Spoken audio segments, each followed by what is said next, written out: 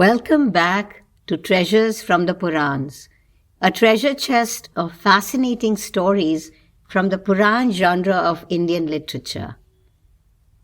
In the last episode, you heard the story of the Pandav descendant, King Parikshit of the Kuru clan, who was bitten to death by the great snake Takshak due to a curse. In this episode, listen to the story of his son, Janmejaya. Janmejaya was a minor when his father died, so he did not perform the last rites. Also, since King Parikshit had died an unnatural death up in a tower, some of the post-death ceremonies were also not performed. When Janmejaya came of age, he ascended the throne and ruled from Hastinapur, the capital of the Kurus. He was a kind, just, and intelligent king who had a good knowledge of not just warfare, but also the scriptures. In his kingdom lived an ascetic named Uttank, who was being troubled by the snake Takshak. He decided that it was best to seek help from Janmejaya in this matter. So he came to the king's court at Hastinapur and said, Karya karyam na janasi samaye nripasattam akartavyam karoshadya kartavyam na karoshive kim tvam samprarthayam yadya gatamarsham nirudyamam avairagyamatam tragyam balachishta samanvitam. O king, you are doing what you should not be doing and not doing what you should. You are like a child who does not understand the scriptures, nor your enemies. Janmejaya said, O highly fortunate one, who is the enemy I don't know of? What wrong needs to be redressed? Please clarify. The wicked snake chieftain Takshak killed your father, replied Uttank. The king said, the cause of my father's death is the sage's curse. Takshak was merely carrying out what was destined. Uttank said, it was Takshak who gave abundant wealth to the learned Kashyap, who was on his way to cure your father of the poison after Takshak would have bitten him. He thus ensured that Kashyap didn't reach your father and save him. So isn't he then your father's slayer? In the olden days, he continued, when Pramadvara died of a snake bite, Ruru, the sage she was to marry, gave half his life for her to come alive again. But he also vowed to kill all snakes he came across. He killed a lot of snakes. One day he came across an aged water snake and struck a blow with his club.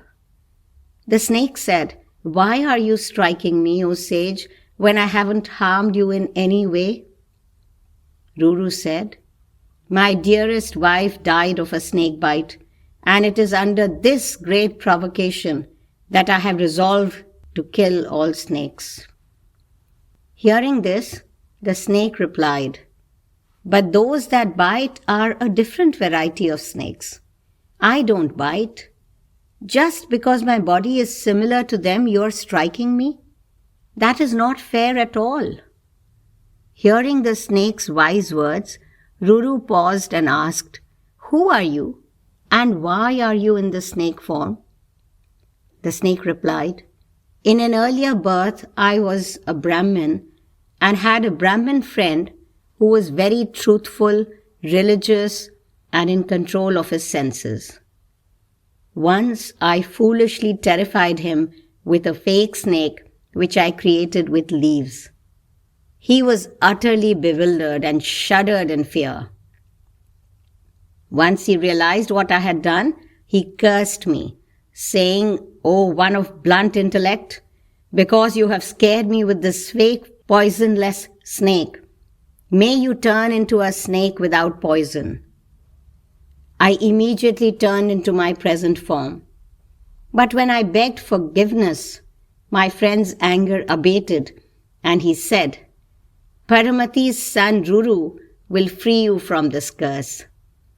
So here I am, and here you are. Please act according to dharma." Ruru put down his club. The Brahmin shed his snake body and returned to human form, and Ruru gave up killing snakes. "O king," said Uttank, "Ruru's wife came back to life, but yet he remembered the harm done and took revenge on the snakes. It's strange that you don't feel the need to avenge your father's death. O king, your father died suddenly high up in the tower without doing any charity. So he is probably in hell and will stay there till the time you avenge his death." Hearing this, Janmejaya was deeply saddened and asked the sage what he could do to set this right. "I would advise you to perform the Sarp Satra, or the snake sacrifice," said Uttank. "Deliver your father from the agonies of hell by killing all snakes."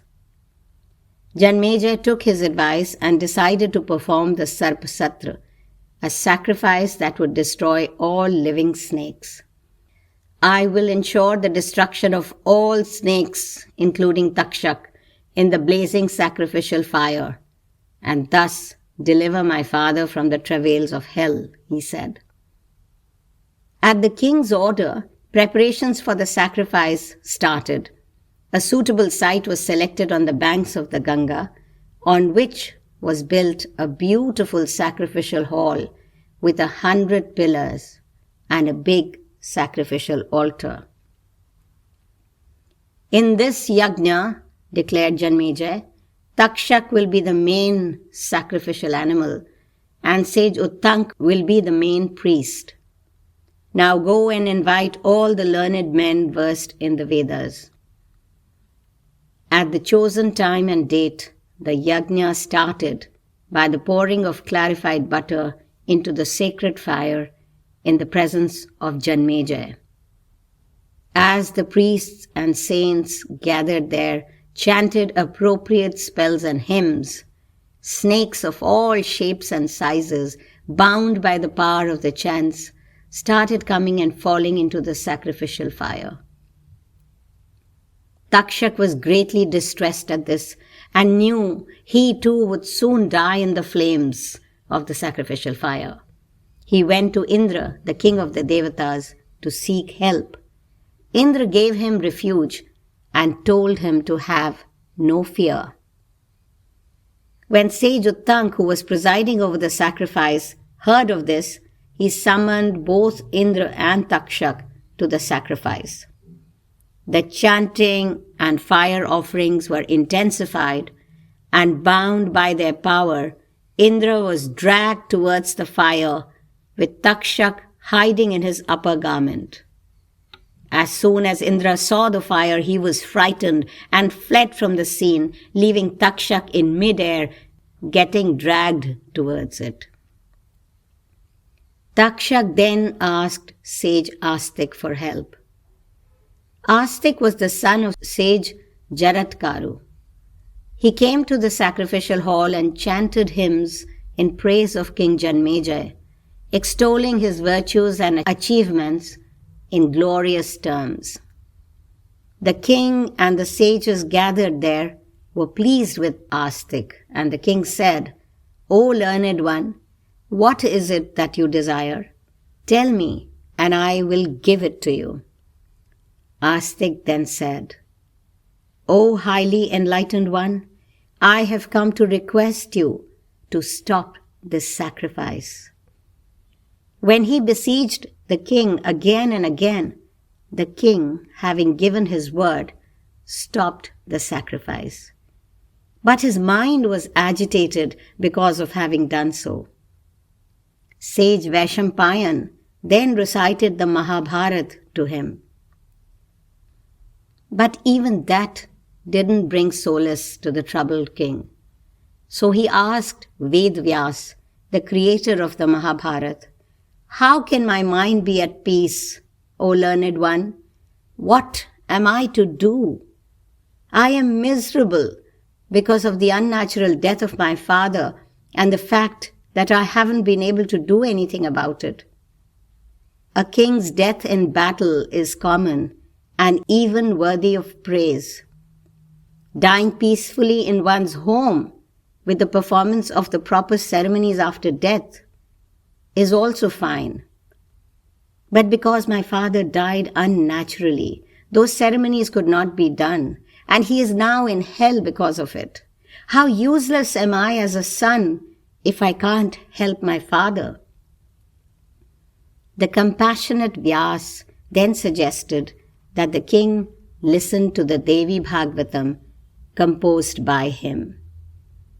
It is the highest, most holy of Purans and is wonderful to listen to, as it is full of interesting stories leading to auspicious results. I have extracted it from all the agams, and you will find within it dharma or religion, artha or wealth, kama or desire, and moksha or liberation. Janmejaya said, "O learned one, I will follow your advice and listen to the complete Devi Bhagavatam. But first, please tell me who Sage Astik is. Why did he prevent me from completing the Sarp Satra? What objective did he have in saving the snakes?" Ved-Vyas smiled. "To tell you the story of Astik, I will have to start with the story of his father, Jaratkaru. Listen then, O king, to the circumstances leading to Astik's birth." I will tell you that story in the next episode, O listener.